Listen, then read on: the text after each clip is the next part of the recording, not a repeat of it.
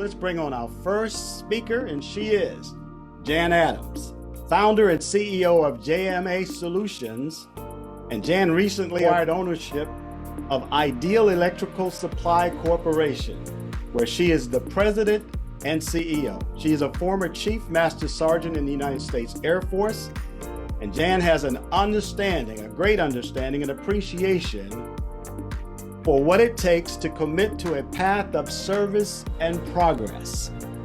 We are so delighted to have with us today Ms. Jan Adams. Jan's welcome to VETS Talk.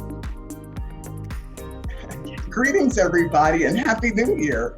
And thank you, Melvin, for that introduction, and thanks for your service and everyone else's service that's here today. As mentioned, I'm Jan Adams, a 24-year veteran of the U.S. Air Force. Melvin also mentioned that I own and operate two companies. JMA is a government consulting firm with over 150 full-time employees, and we provide engineering training, software development, financial support, and so many other disciplines to the federal government. We're also certified to provide PMP boot camp training. Ideal Electrical Supply Corporation supplies electrical components in the areas of lighting, switch gears, and wire to the DMV and Baltimore utility companies and construction sites locally and out of state. Some of our large local projects were providing the electrical components for the Nat Stadium, the Audi Soccer Stadium, and phase 1 of the wharf renovation.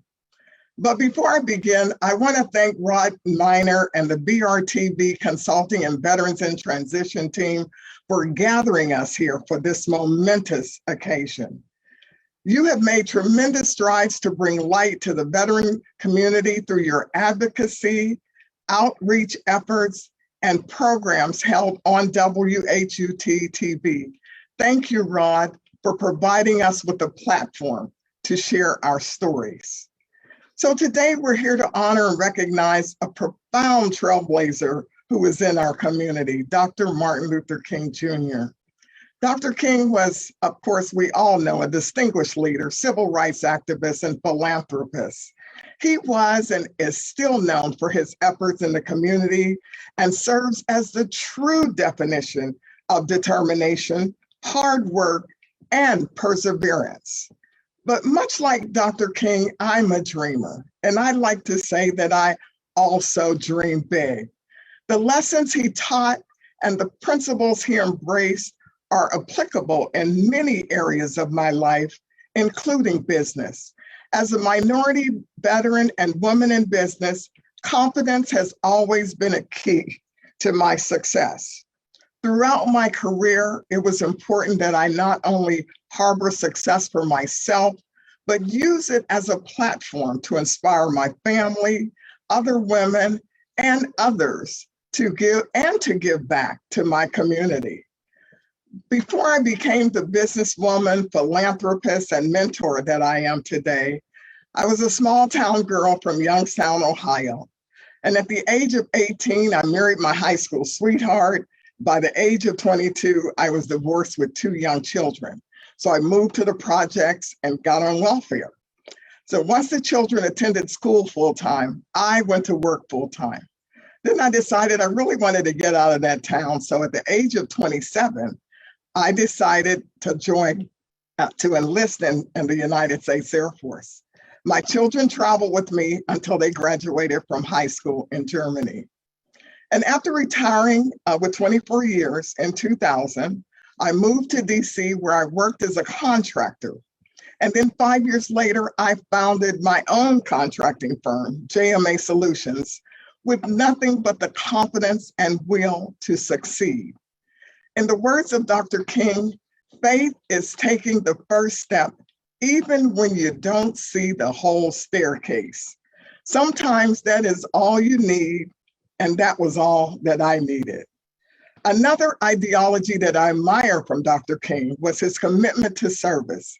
Even in the face of evil, he continued his mission courageously and was determined to make a difference. Dr. King once said, "Injustice anywhere is a threat to justice everywhere." But normally when we think of injustice, we often associate it with social issues like crime and poverty. However, there's plenty of injustice to be dealt with in business. As we all know, it's difficult for minority business owners to compete and receive the large contracts at the level of the Northrop Grummans and the SAICs and other large companies. But we got to figure out a way to break into those close-held entities and win some of that work. When I started JMA Solutions, I wanted to create a diverse community of qualified and skilled staff. It was my responsibility to actively recruit talent from all walks of life. In addition to creating opportunities, it was also my obligation to give back. And over the past 15 years, JMA has donated to 100 charities. Giving back truly makes my team proud to continuously uplift others. And my journey to entrepreneurship was no walk in the park. Very much like Dr. King, I am never driven by fear, and I welcome any and all challenges. So last year, I was presented with the opportunity to embark on a new business endeavor. And in November of 2021, I acquired and became the president and CEO of Ideal Electrical Supply Corporation.